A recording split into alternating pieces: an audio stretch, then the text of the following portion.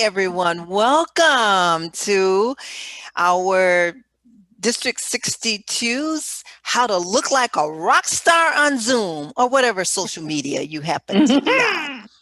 Tonight, our speaker is Kathey Batey. Kathey has been presenting online for the past couple of years, but now, as with all of you, she has been holding more meetings, presentations, and conversations online. Kathey presents, facilitates groups, holds legal mediations, interviews experts on her Facebook page, Divorce Support Anonymous, and holds weekly Facebook Lives. Tonight, we will look at ways in which we can become better presenters and participants of virtual meetings to polish our professionalism and enhance our presentations online. This way of life is around to stay, folks. We must be effective presenters virtually or get left behind. We're not here to get left behind. So let's welcome Kathey Batey with How to Look Like a Rock Star on Zoom. Thank you, Avar. Welcome. Good evening, everyone. Thank you for spending the evening with me. I appreciate your time. I hope that it's going to be beneficial for all of you, that you can pick up a nugget or two that's going to help you present online more effectively. So I want to first mention that a couple of things. First of all, if you watched the international contest, the finalist, you know that the standard has been raised when it comes to presenting online. If you saw the winner, the first place winner, forgive me, I don't have his name, I should have looked that up. You saw how creatively he was using his screen, how he came near, how he stepped back, how he was over at the side. So in watching those presentations, not just him, but the other ones, we saw that the standard has been raised. It's been raised, and we can't go back to the way that we used to do it, or perhaps some of us are doing it now. Now, I want you to notice my background in that everything around me is intentional. There's a reason for it. I'm going to change it in just a moment, but this is an opportunity for me to not only talk to you about presenting, but also to let you know that this is what I do. I hold support groups. I would do some divorce coaching. I do domestic mediation. Now, why is that important? Because we have 52 people registered here. So my personal business, I want to subtly or not so subtly present to you. You'll also note behind me that I have some awards here. This also is intentional because when you see awards or you see a certificate of education, you attach that or you think credibility. So as you look at your background, what does it say about you? What credibility does it bring? So this was all intentional. I want to show you something about my area and my office. When I do domestic mediations, or sometimes when I do presentations, I need a whiteboard. So here's what we do.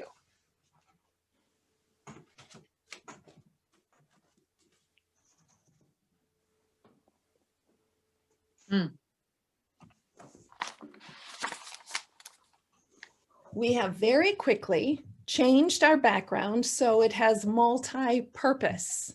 So as you look at your background and how you are presenting yourself, what does it say about you? Some people think, well, it really doesn't matter the background. But again, we want to be rock stars here. We don't want to just be a presenter. We want to have everything that's going to enhance our message. So I'd love to know in the chat if you would put, how are you using the video platform, whether it's Zoom or GoToMeeting, webinar, whatever? Are you a participant? Are you a presenter? Is this part of your job? So if you would, just stick some comments in the chat there of how you are using and what circumstances are you presenting yourself online.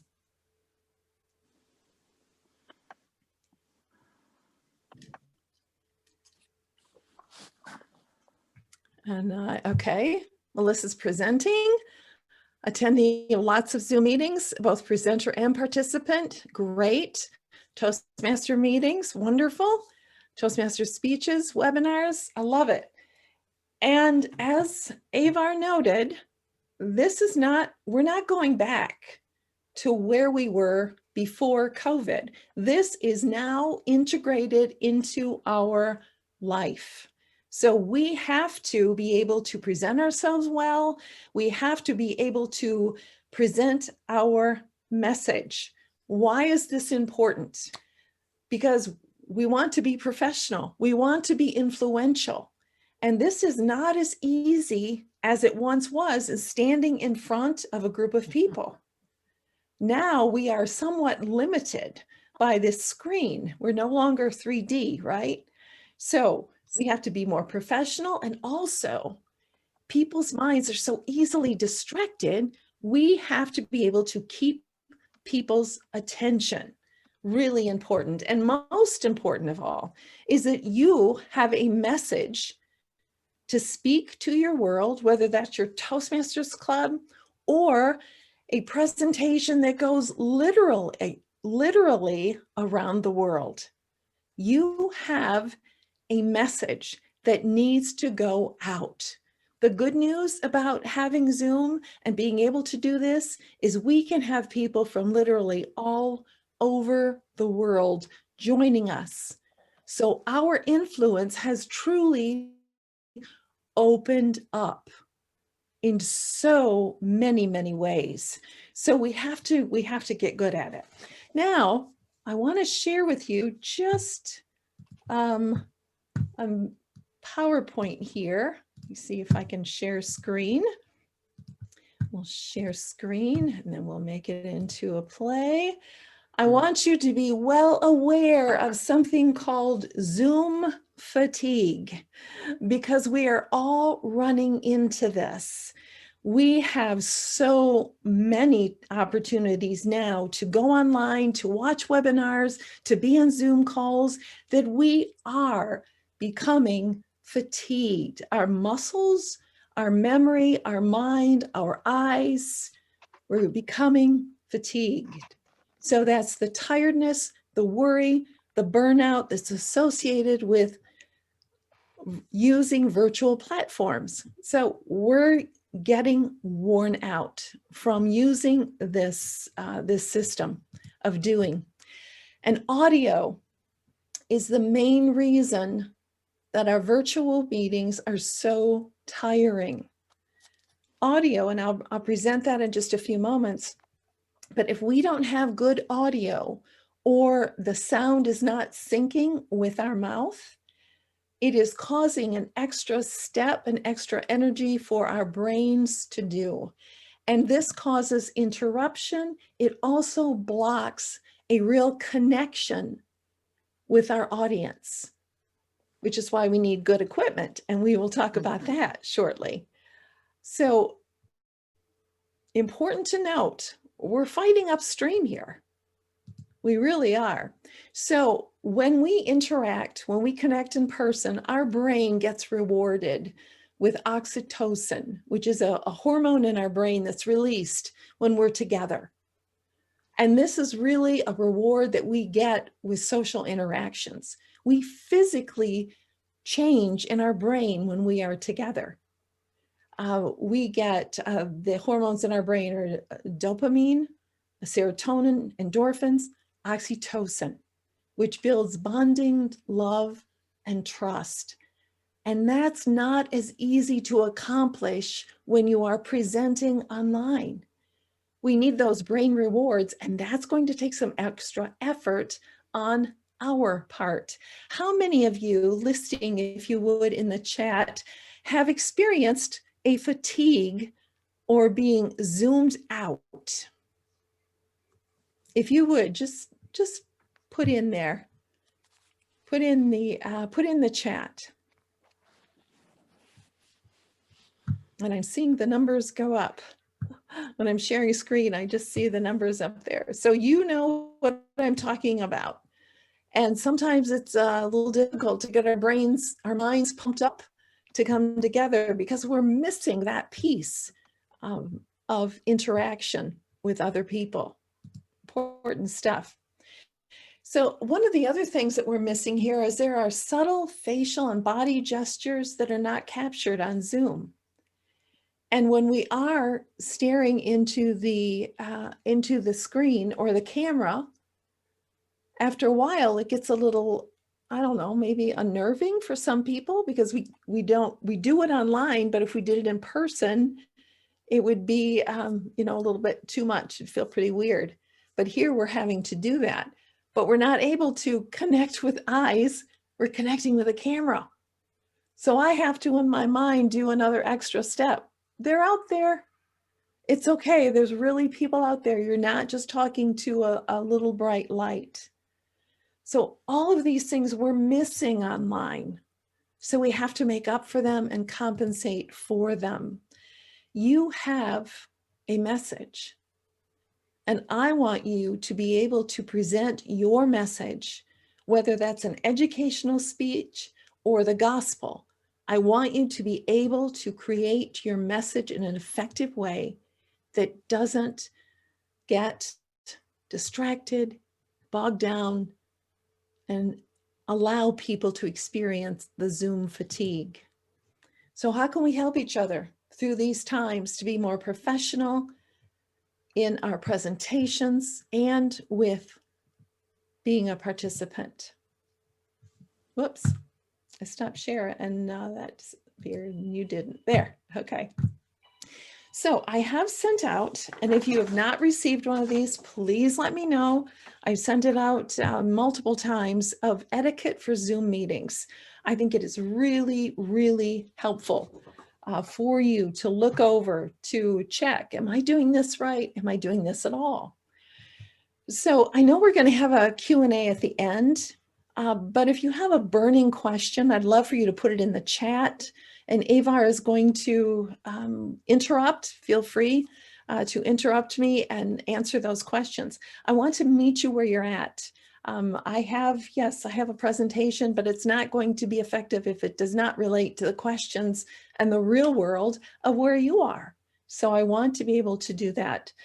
So let's go through this list of etiquette. And I'm going to add some different pieces. So you were at the TLI training, then I'll be adding some more pieces in. A repetition of what you've learned is always good to help it stick.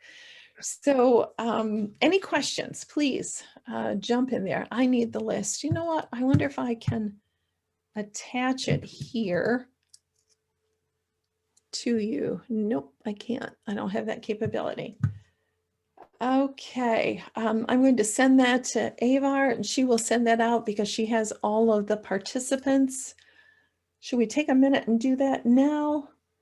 And see, this is, I'm a bad example here because I should have thought this through. I did think about it. I just didn't act on it. To have this all prepared beforehand. So, oh, you know what I could do? I could share screen, but anyway, we'll go ahead. I will send this over to Avar.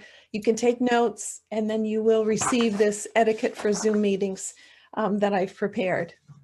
Okay, so let's talk with sound. Sound, as I mentioned before, is one of the most important things.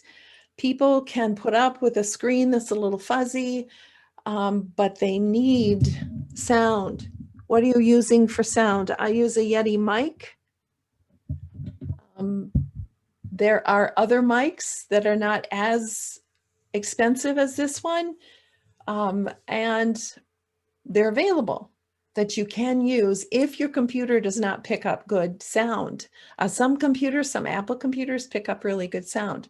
But if you're trying to convey a very important message and people can't hear you or the internet is broken, you're not going to be able to get your message across. So what sound are you using, and have you tested that sound? Now, I want to make sure, I'm going to say it right now because I think it's really, really important.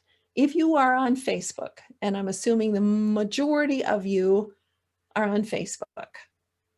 If not, this may be the one reason to get on Facebook, is to create a private group where you are the only person in there. I call mine Kathey's Green Room.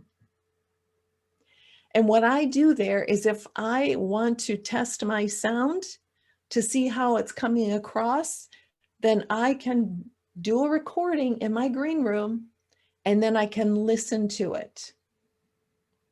So that's worth the price of admission tonight. If you do that, you can test other things as well, but it will allow you to actually hear how you're coming across.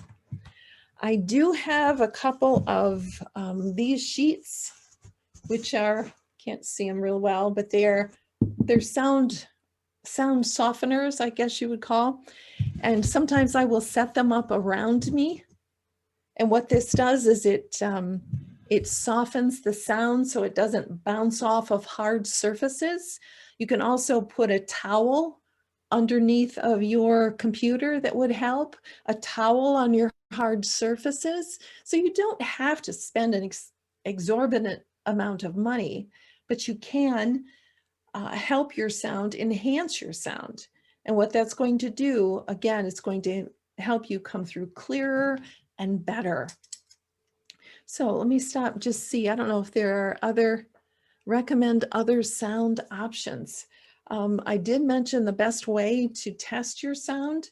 Other sound options, I would just simply go through and Google all the different microphones that they have.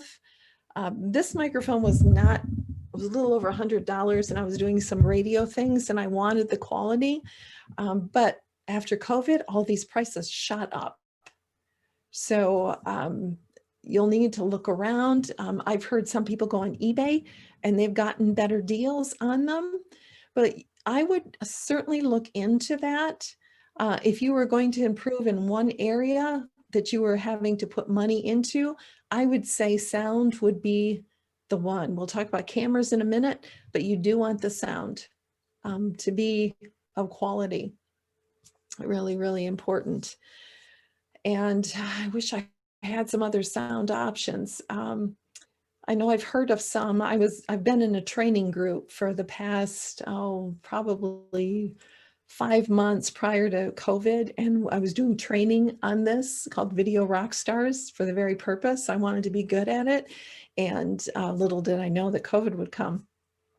But there are other recommendations that I've heard on there, but none are coming to mind right now. So I would just Google them, search them out, watch the reviews, and see what you might be able to find on that. So that's sound, and it's really important. Now, your placement in the screen.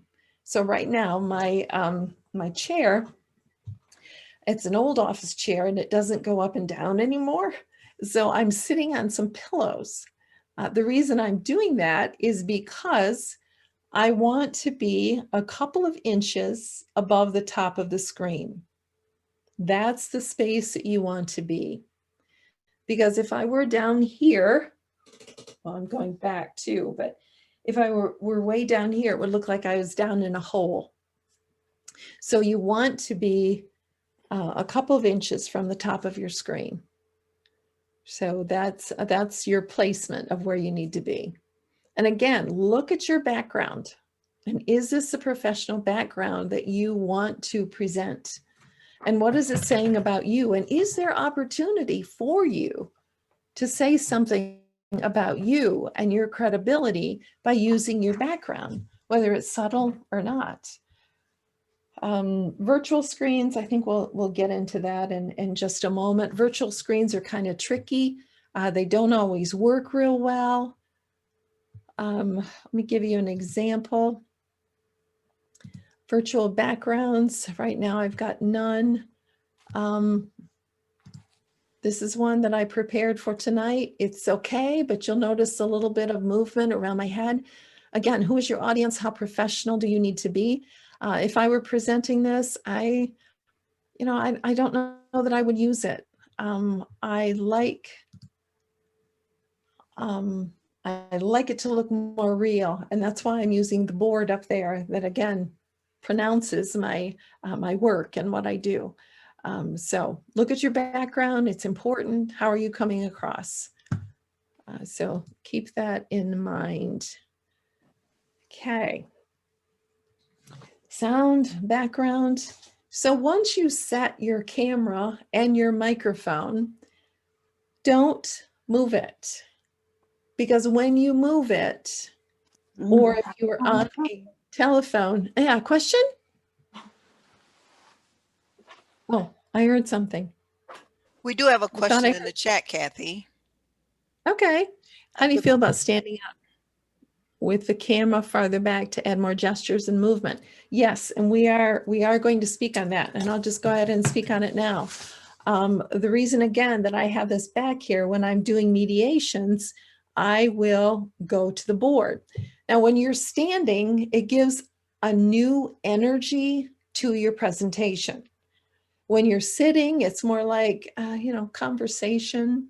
But when you're standing, it's more of a presentation. But a word of caution, some people can go into actor mode and it becomes really more artificial than you want. So the whole idea in presenting is to connect with your audience and to be able to share the information and to gain influence with them.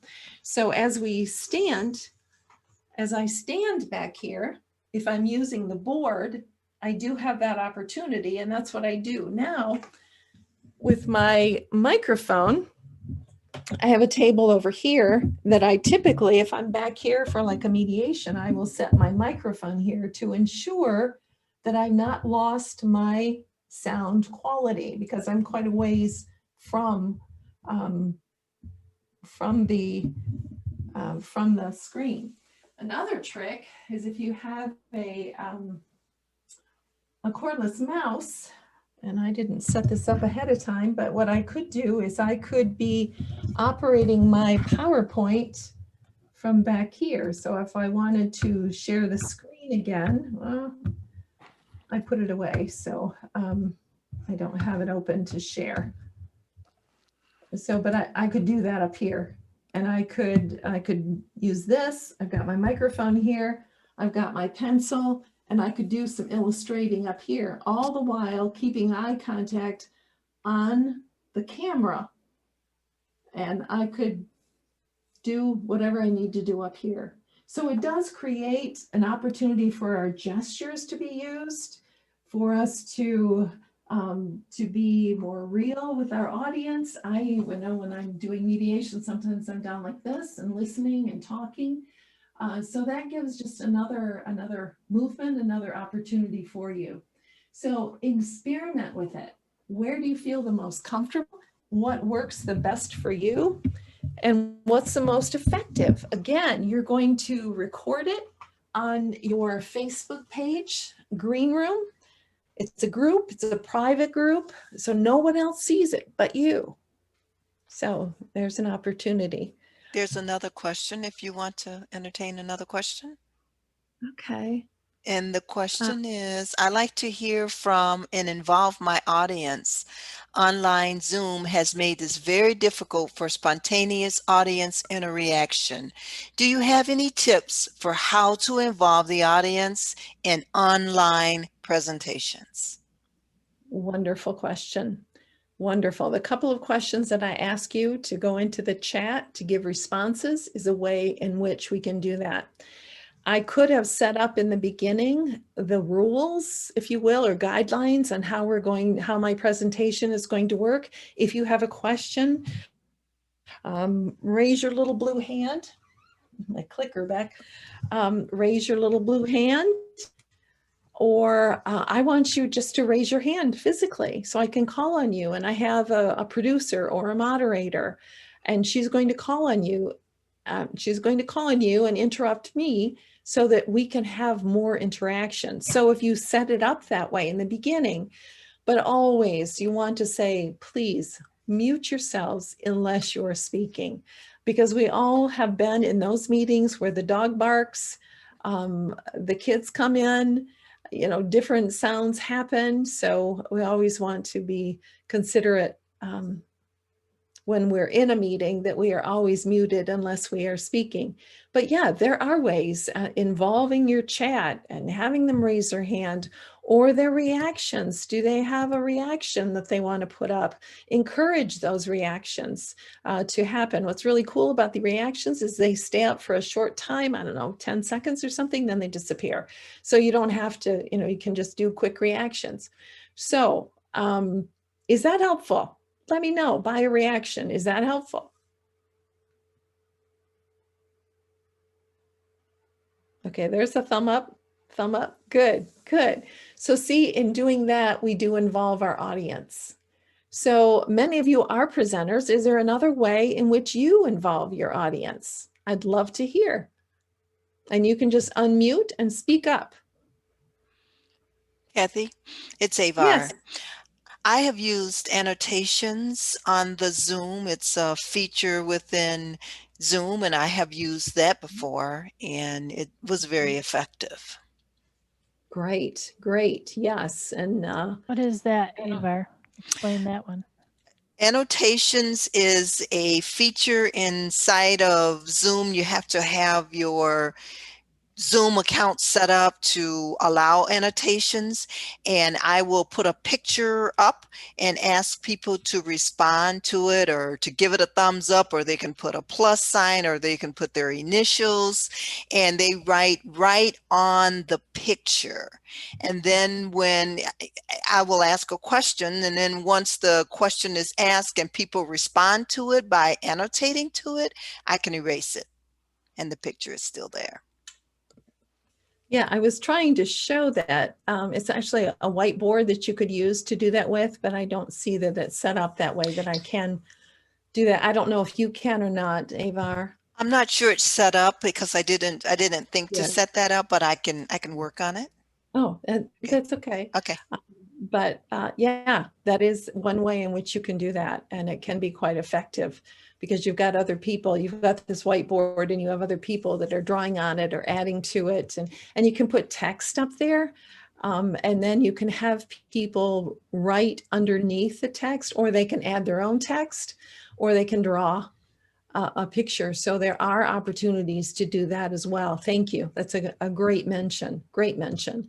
Other thoughts from anyone else on how they get their audiences involved?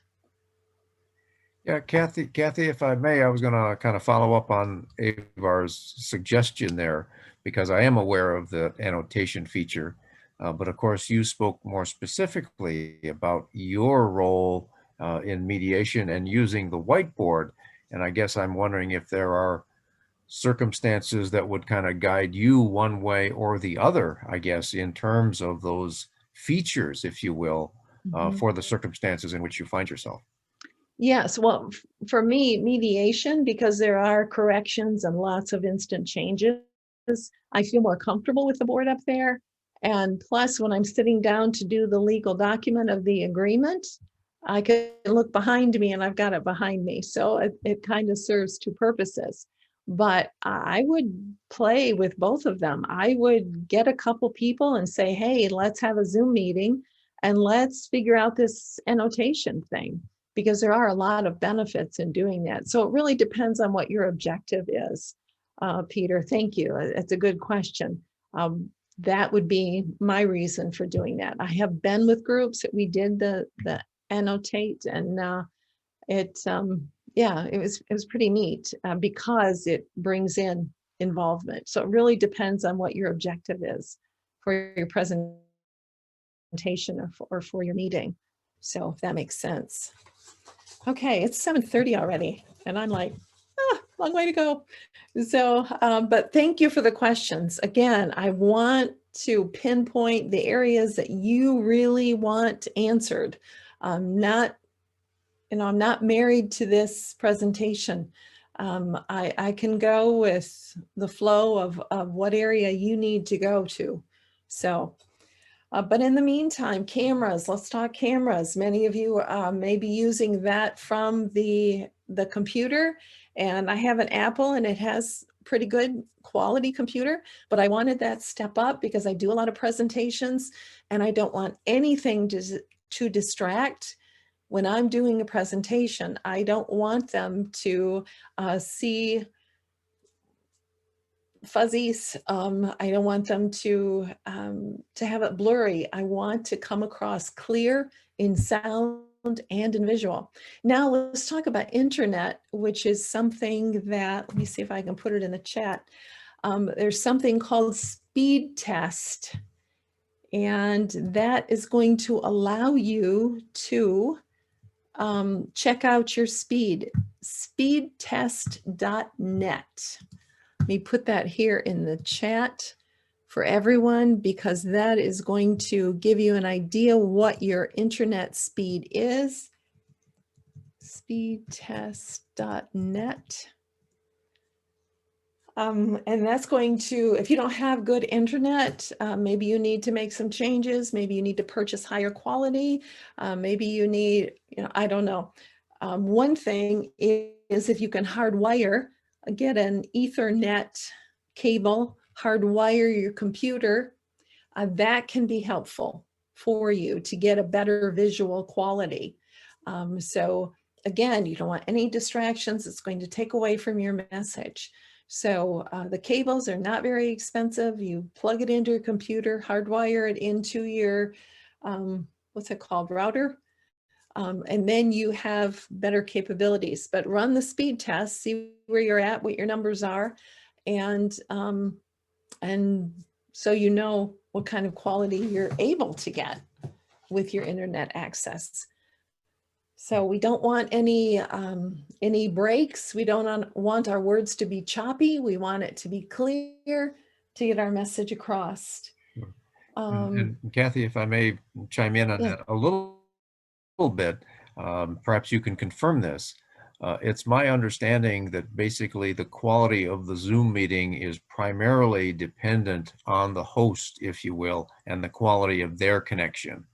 So in other words, the participants' connections, while important, is less vital than that of the host. True. I believe you're right, because that is how we're coming across. So Avar must have really good connection because she set up this meeting. I have good connection, but as you're speaking, whoever is speaking, when that time comes for you to be a participant and speak, you're going to have those choppy. So it's important for everyone, but certainly if you're presenting, it's going to be most important for you, or if you're hosting. But yeah, everyone needs to have that good connection. What's a good speed? Nancy, why'd you ask me that? Because I can't remember the numbers. It's a great question. And you can Google that as well. After you run your speed test and you get your numbers, Google what is a good speed, and it will tell you that. There's a range, but above this number, and upload, download, and all that good stuff. But it's out there. So close all your Zoom apps and leave Zoom only open. Yeah, great, Greg. Before I started tonight, I shut down my computer. I emptied my cache in my Safari and in my Chrome. And I got out of many of the apps that I was in, many of the programs I was in, like Preview and Safari, because I'm using Chrome for this, and my mail, my messages, my keynotes, pages, all of it I got out of. That's going to help your picture come across and your internet connection. Thank you, Greg. It was excellent thought. Online search says, oh, Greg, you were fast. Online search says 25 MB per second download and 5 MB per second upload is a good speed. And restart. Thank you, Peter Letzman. Yes, restart your computer for sure. For sure. So as far as good connection and equipment, I didn't mention my camera. I don't think. It's a Logitech Brio, I think it is. So, Yeah, you want the good visual. And again, practice, put it on your Facebook green room and see how it's coming across. Will you provide coaching for contestants? Oh, I would love to, Lynn Bradley Horan. I would love to do that, because if you notice that, I mean, I could present a whole hour just on what happened in that international contest. We took a huge leap. I don't know what we'll ever go back to, but we took a huge leap in those presentations, because as you saw how they were using their space and how effective and doing this and coming up and all of those presentation techniques that now they're standard. So we've got to top them if we have to go internet next year. Best way for lighting. Thank you, Cynthia. Great question. Really important question too. Thank you. Behind me, what you cannot see, are some umbrella lights. There are professional lights. You don't have to have professional lights. You can go to Goodwill and get some light stands and work with them. But your lighting always needs to be in front of you and not behind you, because if it is behind you, you're going to have a shadow on your face and you're not going to come across effectively. So lighting is really important. We want good light. It's diffuse light. Those umbrellas kind of break the harshness of the light. There are other box lights. They're really not that expensive if you go look for them, but I'm always conscious of expenses. So find some lamps, some tall lamps, and they do need to be up. Unfortunately, you can see a little bit of my reflection on my boards here. I need to raise them up higher, but they're as high as they can go. So lighting is very important. Natural light behind you doesn't work because it changes too much in the daytime, because you'll have clouds come by or whatever. So you want to watch that, but lighting is really, really important. Make your words succinct. We are easily distracted when we are online, easily distracted. I could be checking my email. I could be checking my phone. I could be doing math. I could be doing anything. So we want our message to be succinct. We want to make our points. We want to be well organized and well structured, so people will not get distracted and move away. Lighting on Amazon. Oh, great. Thank you. Avar put a link up there to look, and at soft box lights. Yeah, which are probably better than what I have now. These kind of take up a lot of space, but they're literally, they look like umbrellas with lights behind them. So that's what I'm using. So good. So be succinct.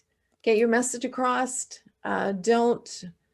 Structure is really important. Make your points. Give good stories to enrich your points. But make sure that you are making a point, because you want to keep people's interest. So I've been doing a lot of talking here. So I would love to hear from all of you a question of what's a burning question that you have about presenting online.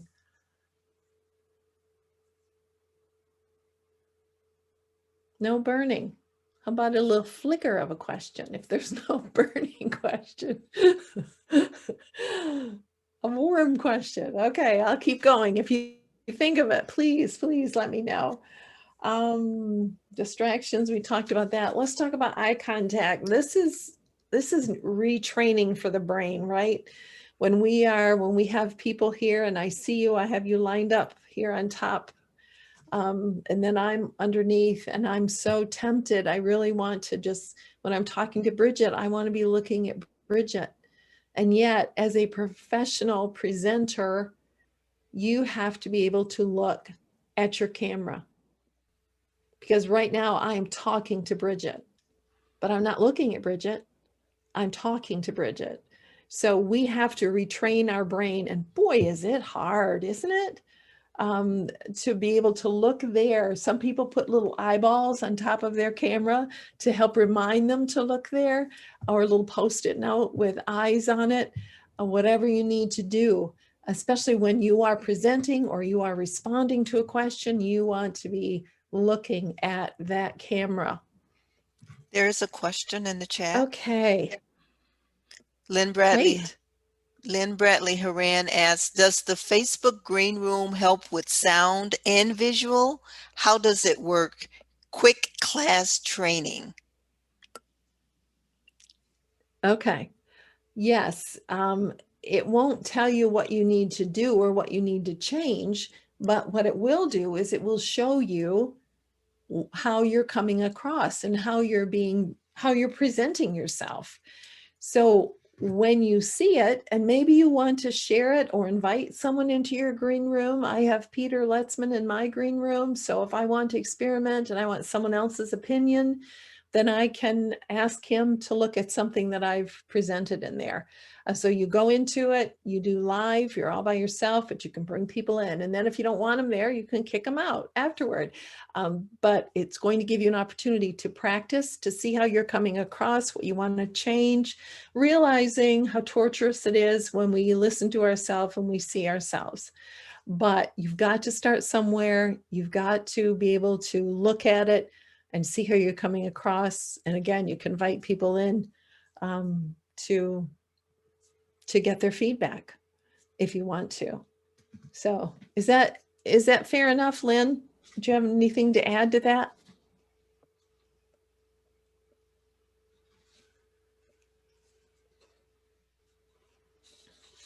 I'm not hearing from Lynn. Thank you, Kathey. That's what I needed to know. If you can see yourself as well as hear yourself. Yes, yes, you do. It's just like this recording right here. That's recording and it's going to be set and it's going to be done. So you'll record it and then you'll go back and you'll view it. Oh, wow. Now, are you using Zoom? There are other platforms to use as well too. So I'm using something called StreamYard, which is a program. If you go into my Facebook Divorce Support Anonymous page, you'll see how I present there, and I have ticker across the bottom, and I have labels that I can put up and all kinds of neat things that we can do there. So there are different programs besides Zoom. If you go to Zoom, then you can also record into Facebook. So you do need, and maybe this is a better answer to your question, Lynn, you do need a program to be broadcasting into Facebook Live. Although, let me take that back, because I go to my Facebook page and I don't use anything when I do online on my phone. I'm sorry. Let me get it straight. Sorry, because I've done it so many different ways that I'm confusing myself. You can go straight to Facebook and record live from your green room. Okay. That helps. Yes. You also can use Zoom or another platform such as StreamYard to record live into Zoom. Yes. Okay. Okay. Thank you. You're welcome. Sorry, that was a long way to get to that answer. That's okay. So, Kathey, before you so hop let to me the see what other. next subject, we do have a couple more questions. I hate to interrupt. We do have a few more questions. Oh, no, please. The next one is, do you have any thoughts about wearing glasses? Like, I always have a glare. If you look into the, I look into the camera, I have a glare. Any thoughts on that? Yep. And you'll notice that you'll notice I do also. Yes. The trick, and there is a trick.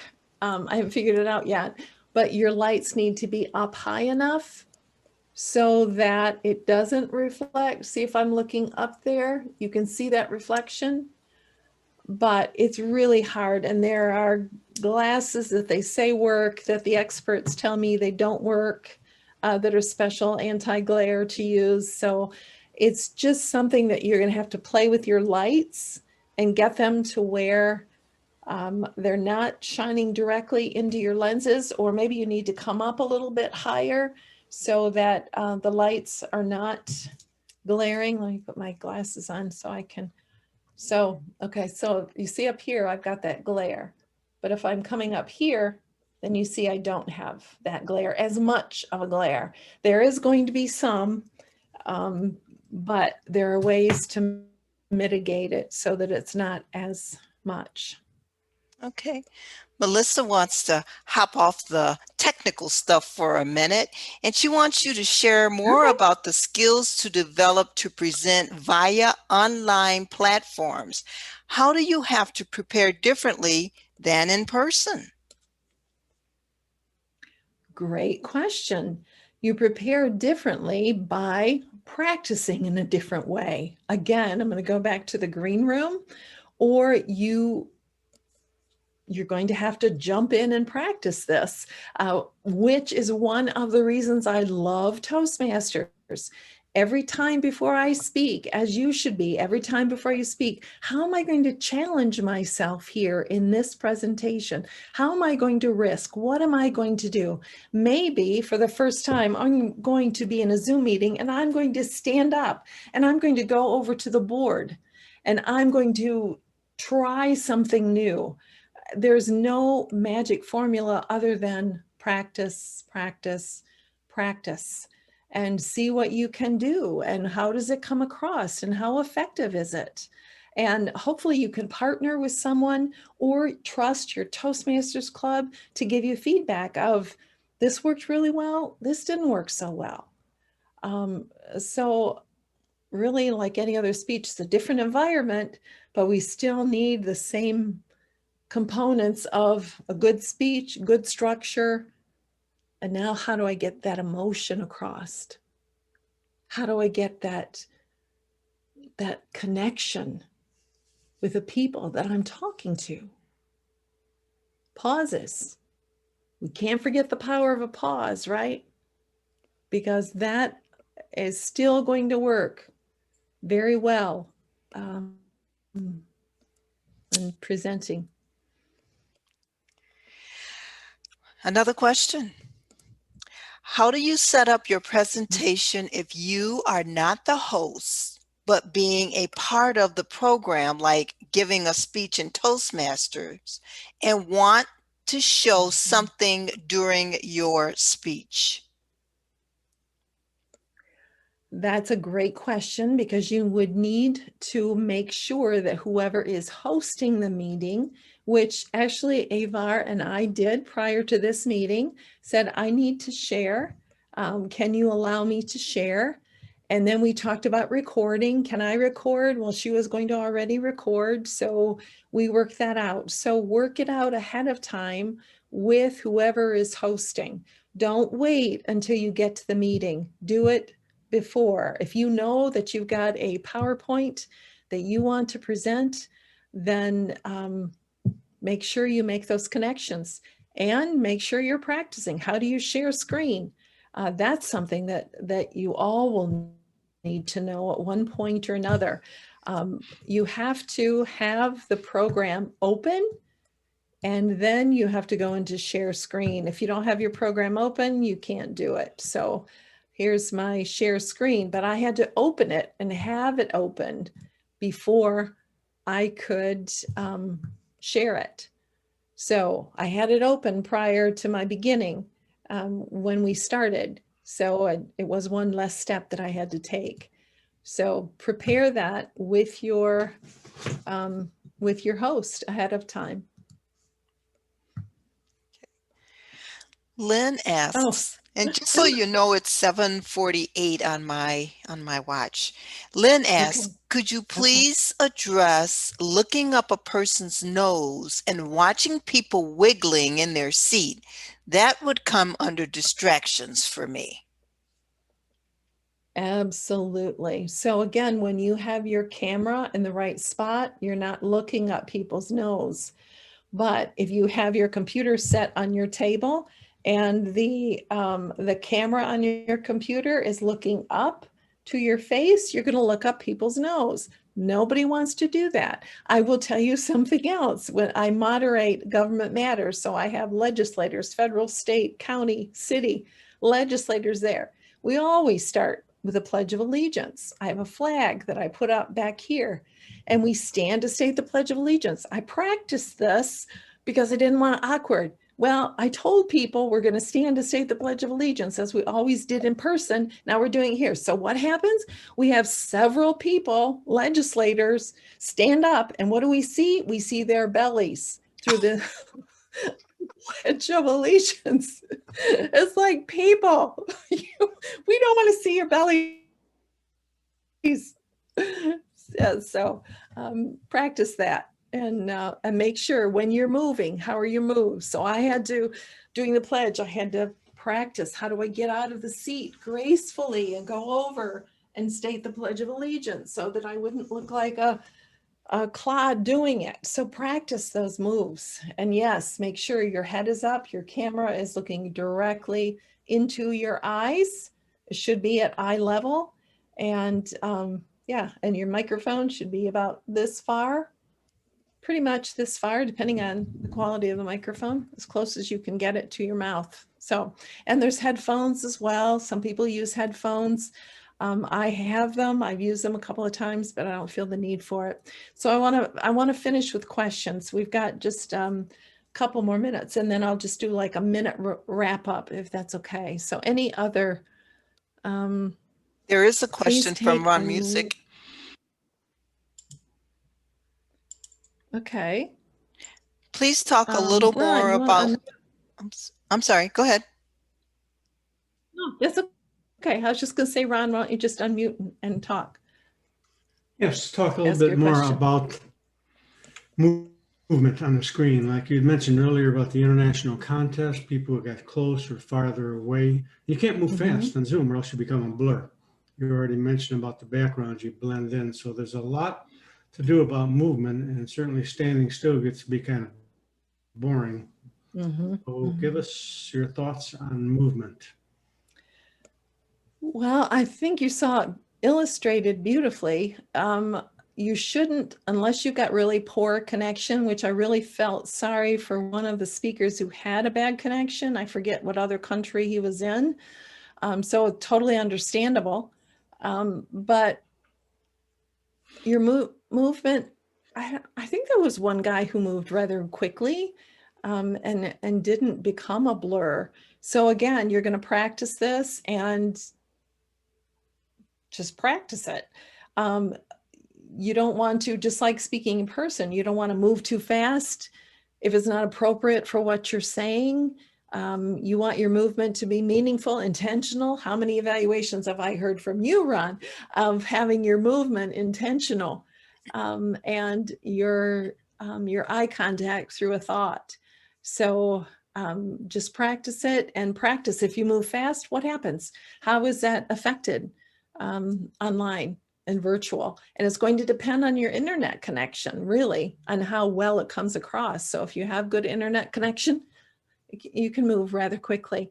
Right. But again, what we saw was that I see you or whatever it was that, I can't think of her name right now, how she presented, and she was, I see you, and she got very close, and then she was doing this back here, and it was, you know, it was cool, the creative things that people came up with. So my challenge to you is, where are you going to take your next risk in your online presentation to see if it works or not? If you are in a Toastmasters group, which you all are, you have the safest environment to try new things. So I would just encourage you to try new things. What is that new thing you need to do? Maybe it's standing and presenting. Maybe it's using big arm gestures online. What is it like to use big arm gestures? And what is it like if I come really close to you and make my point? So try some dramatic things. Try them, see how they work, see what happens. You know, you're in such a safe environment to do that. So Peter asked, drinking while on Zoom. Yes. And this seems really trivial, but I'll tell you, I believe it. When you're taking a drink online and you have a cup or whatever, and you go like this, you've just blocked your entire face. Get a straw. Get a straw in your drink. You can very easily pull it up. I should have had one here with me. Pull it up, take a sip, put it down, and not be distracting. And if you are a participant, that you would mute yourself if you're not speaking. If you have to leave the room for whatever reason, that you would put up your name or an avatar, something that gives respect to your audience so that they are aware you had to step away or something happened and you don't want to distract the meeting. Caution women while standing up. You have too much of a camera shot. Yes, Bridget, we had that in one of So our what's your, meetings. Somebody leaned forward to stand up and got quite a camera shot. Yes, yeah. Yeah, and that's a good reason to be practicing and seeing, oh, maybe my shirt is a little too low cut for me to do a presentation online if I need to lean over. So yeah, good thought. Good thought. All those little things that when you think about it, when we present in person, all those little things are really what makes a great presentation. That's what masters are. They make it look easy and flow beautifully, but they have watched all the details. So I won't be any longer. It's 7:57. I gave you my challenge to take some risk, your next presentation. Try something new, try something that's different that you've never done before, and have fun with it. It's a new world, seriously, a new world. It's not going back. It's here to stay in one form or another. And there are new programs coming out all the time. Once you learn one, there'll be 100 others. There are some fun things to do on, let's see. Oh, never mind. I won't go here. But if you got 5.2 or 5.3 with the Zoom, there are new updates. There's new features in the video setting. You can put yourself in a television set and all kinds of fun stuff. So check that out. I want to be respectful of your time. It's been a long day for many of you. I hope this has been helpful. Feel free to reach out if I can ever be of help or assistance. And I'm going to turn this back over to Avar. Thank you for your great questions, for your great selves. I love being in your presence, whether it's virtual or in person, but I miss your hugs. So thank you. Avar? Thank you, Kathey. What an excellent, excellent job. And I think that I heard that people want to hear more of you. So I hope you're willing to do some more trainings along these lines. I think I heard someone ask about maybe talking about the contests that are coming up. Oh, I see some thumbs up, some claps. So I'll be getting with Kathey and we'll have more trainings along this line. If you have other ideas that you want that the trio to bring training, let us know. You can reach me at PQD, I always mix that up, PQD at toastmasters.org, and let me know what you thought about today's training and any other trainings that you or your club members would like to have.